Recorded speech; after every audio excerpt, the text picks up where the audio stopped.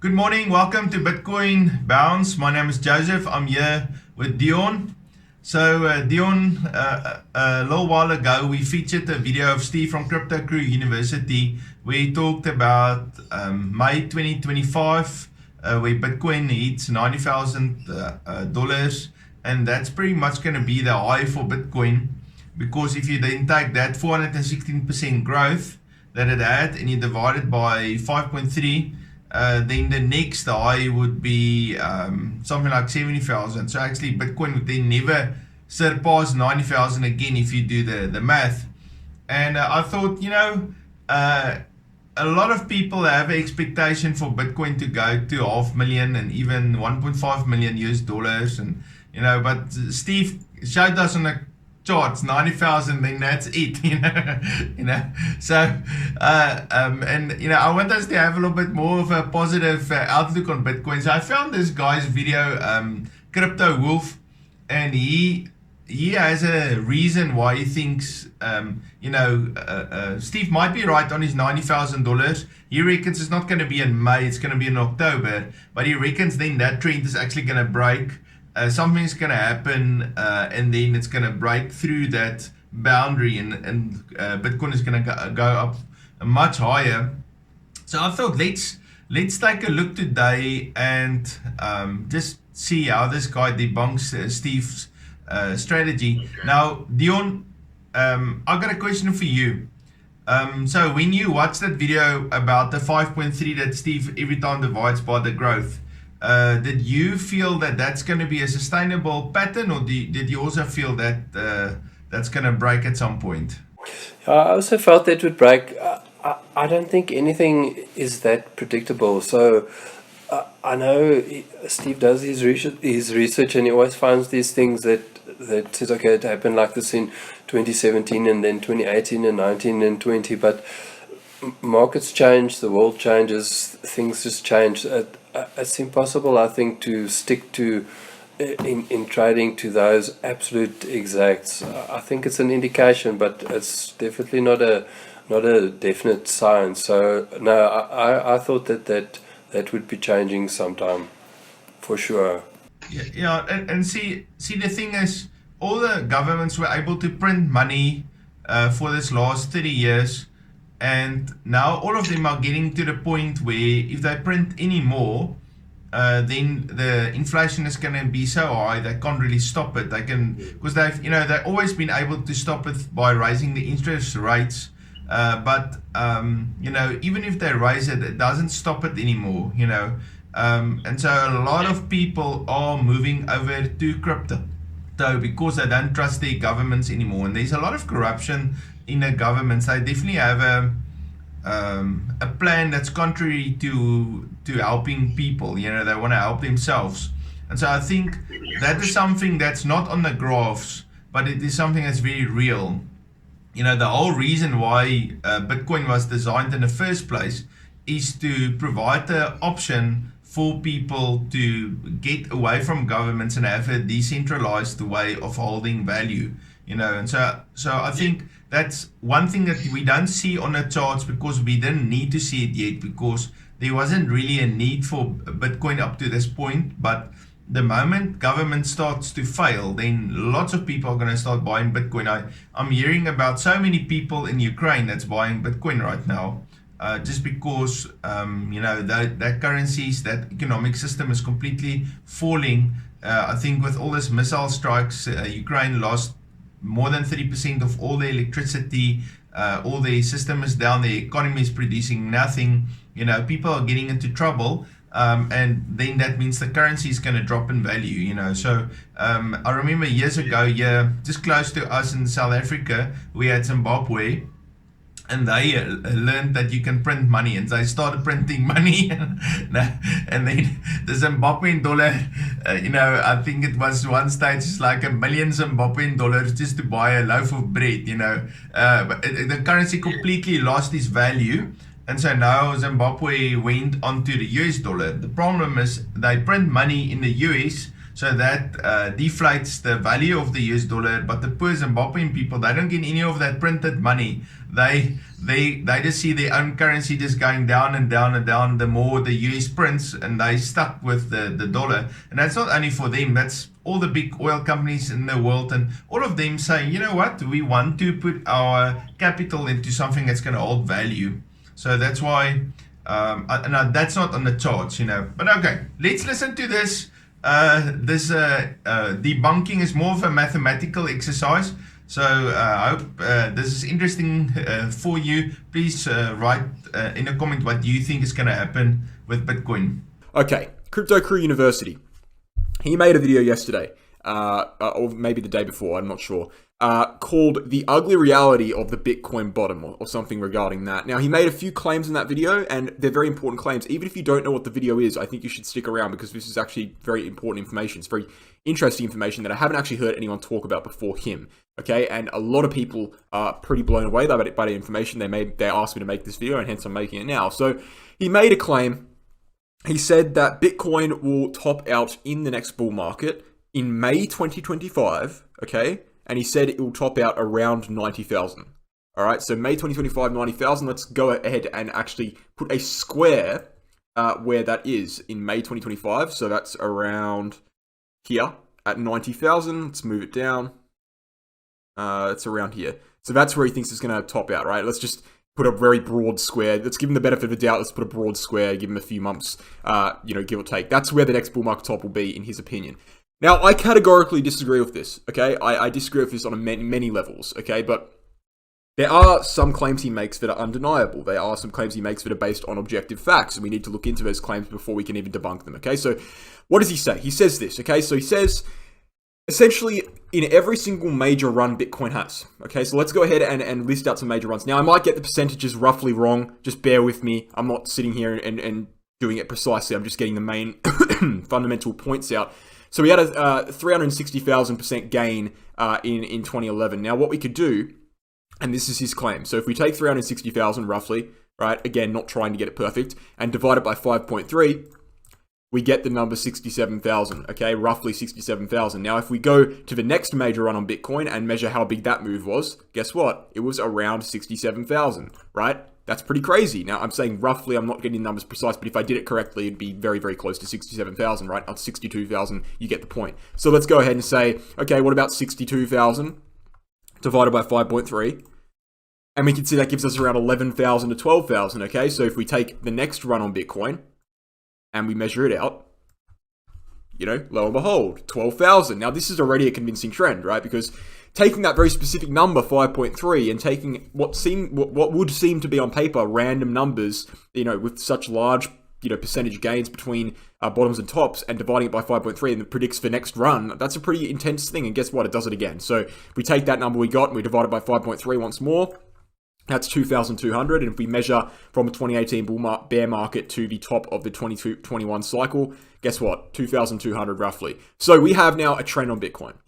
We have a trend where Bitcoin, if you take the measured move from the bottom of a move to the top of a move in every single major move Bitcoin has had in its price history, and divided by 5.3, it predicts the percentage gain in the next move. So now what we could do, right, theoretically, is we could take this number, which of course is our last move, and we could divide that by 5.3, and we could predict how big the future move could be. That's going to be 416%, okay? So let's say, for example, that the bottom is in on Bitcoin at 17.5k, and let's add 416% to that, right? And it's going to take us roughly, again, this is very rough, but let's just say that. It's going to take us roughly to 90,000, basically roughly to 90,000, okay?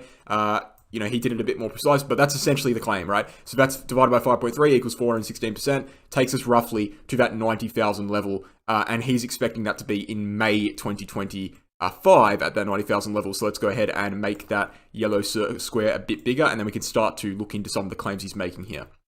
Okay, so the first claim I want to debunk, okay, because he made a claim that it's going to top out in May 2025. Now, I disagree with that entirely, and I think that's the obvious thing to disagree with. I think that's actually, he says a lot in his video, it's based on objective data, and yes, the percentage gain divided by 5.3 is definitely an objective data, but the claim that it's going to be May 2025, in my opinion, it has no basis in reality. It has no basis in what the data actually suggests. What the data actually suggests, and I'll bring it up now. What the data actually suggests is this, right? We have a date range trend on Bitcoin, right? This is the date range trend on Bitcoin. So he used a little fraction of it. He took the days between bottom and top, which is 1,064, sorry, and he extrapolated that across. But what he fails to understand is that there's way more to it than just that one data point. There's actually 4 separate data points that help us predict what the next bull market top is going to be. And we can see that all you need to do is look at the screen for 2 seconds, right? And you realize that, hey, he used 1 data point, I used 3 data points, and my 3 data points point to October 2025 rather than May 2025. And the data points I use are very, very simple, right? There's 1,400 days from top to top between cycles. For example, that was the case in 2013 to 2017, and that was the case in 2017 to 2021. And if we use 1,400 days again, that would be the case in November 2021 to October 2025. And then again, there's, 1,064 days exactly from bottom to top, okay? And we extrapolate that across, and assuming the bottom is going to be in November, right? That's just an assumption. Assuming it's in November, it moves across to around October 2025. Now, the reason why he came up with a incorrect data point there is because he's assuming that the bottom was actually here in June. However, as we know by the 4-year cycle theory, that's incredibly unlikely. Okay, that's incredibly unlikely as per the 4-year cycle theory. Now, a retest of the low, even if we see a double bottom formation, what typically happens on double bottom formations is that we see a double bottom formation, we see the second wick go down further than the first wick, hence placing the bottom. Now, if the 4-year cycle theory is to remain valid, which is a 12-year trend, which I trust a lot more than someone's random speculation about where the bottom was in June, right? No offense to him. Then we would be seeing a bottom actually in October 2025. Okay, so let's get that out of the way. October 2025. Much more likely than his prediction of May 2025. In fact, his May 2025 prediction would be so unrealistic because it would actually partially invalidate the 4-year cycle theory itself. And I'm sorry, I don't trust Crypto Crew University's opinion on Bitcoin, which is based on his speculation about where the bottom is, not based on any trends, more than I trust the 10-year 4-year cycle theory about where the top will be in the next cycle. So 100% disagree with the date range about it. And now we can get into the price range, because I think the date range obviously is a big part of it, but it's not necessarily a major part. The main part people are concerned about, of course, is the price, the 90,000 target.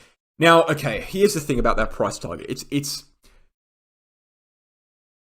okay, it makes sense. Okay, it makes sense statistically speaking. And I can't actually debate it statistically speaking because there's nothing I can debate. He's identified a clear pattern. The clear pattern is 5.3 divided by 5.3 each major move, and it clearly indicates that we'd be seeing a 411% move. Now, my problem with this is as follows, okay?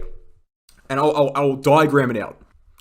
If we go ahead and say that Bitcoin is going to do that, and it's going to go to 90,000, it's going to top out at 90,000, what next, right? What next? Because if we go again, this is my point of this is this. It's an unsustainable trend. It's a trend, and we can't deny it, but it's an unsustainable trend that doesn't make sense. Because if, divided by 5.3, well, what if we divide 411% by 5.3? Are you assuming then that the next cycle after that, we would see a 77% gain on Bitcoin, right? And that's not even from the top. That's from the lows, right? So say, for example, we've already dropped 80% in this bear market. We dropped 80% in 2013, 80% in 2018, and 80% in this bear market. That's a trend, okay? So let's say we go to 90,000 on Bitcoin, and the trend continues. We drop 80% again. We are hence on Bitcoin back to 18K, okay? Therefore, we would bottom out as per his prediction, and as per his clear fondness of trends, we would bottom out at 18K where we are right now, okay? And then take 411% divided by 5.3, we would have a 77% gain in the next bull market. And as his believer in the 4-year cycle theory, he would believe the next bull market after 2025 would be all the way in 2029. Therefore, he would believe, as per his own analysis, this isn't my opinion, this is his analysis, I'm just extending his analysis. he would believe that in 2029 or 2030, whatever it may be, we would see a bull market top at 33,000 on Bitcoin. Now, you can understand how this gets a little bit iffy and it gets a little bit hard to believe as an analyst. He's essentially assuming, as per believing in this trend. Now, it looks good on paper for this next cycle. However, if he continues believing in this trend, which he would have to do, as it's a date range trend that he's predicted, okay? If he continues believing in this trend, he would have to believe, this is his obligation. He has to be consistent with his logic, and he has to then believe that in the next cycle after that, we would see a $33,000 top on Bitcoin, okay? Therefore, he would have to believe that Bitcoin basically will never reach an all-time high again after 2025. That's the end result of this trend. And so my point is this, I don't think he believes that. He has a YouTube channel around Bitcoin, he sells courses around Bitcoin, he clearly believes in Bitcoin, okay? So I don't think he's actually pushed this logic further. I think he's taken the logic, taken the parts that make sense, and given you just that data. He hasn't gone further and said, okay, well, this trend clearly isn't sustainable, right? And at some point it will break, and that is completely self-evident. Unless you believe that Bitcoin will die, you have to believe by default that this trend will break eventually. And who's to say it won't break in this next cycle? My point is this, right? My point is this. It could very well happen. But there's no telling as to when this trend will break, and it is a trend that has to break by default for Bitcoin to continue surviving, right? We have had many trends in the past. One of the trends that I look at quite a lot, for example, is, and this is what I'm comparing it to now, right, is this trend on the logarithmic chart. Let me get it up 1 second. This pink trend line on the logarithmic chart, this is a trend that I would compare this trend to. Now, this is something that played out since, similar to his prediction here, since 2011. And yeah, it's not as strong. It's not even nearly as strong, actually. But the point is, we retested for support on 2 or 3 separate occasions, even in 2022. So it's 3 separate occasions. And eventually we lost it. And it's like, well, why did we lose this line? We didn't lose this line because it wasn't a strong trend. It was a strong trend. We lost this line because it's unsustainable. You simply cannot hold a diagonal line on a logarithmic chart forever, right? For example, if we were to go down and hold this line in the next cycle in 2025, that implies that we'd see a bottom on Bitcoin at 186K. Okay, well, what about, and that seems, okay, semi-realistic, but eventually it gets to the point where we're hitting like 35 million per Bitcoin, and that would only be in like 2030, right? The point is, it's unsustainable. It has to break eventually. Regardless of how strong it is, it has to break eventually. And that's exactly what I would say. That's the exact logic I would use for the trend he's identified. Regardless of how strong it is, it has to break eventually. And I'd assume that we're getting very close to the breaking point. Does that mean it will break in the next cycle? No, maybe not. But what I'm saying is, it's not something you can put your life savings on, because we're getting very close, right? The point is, this is the last possible time it could ever work. If you assume Bitcoin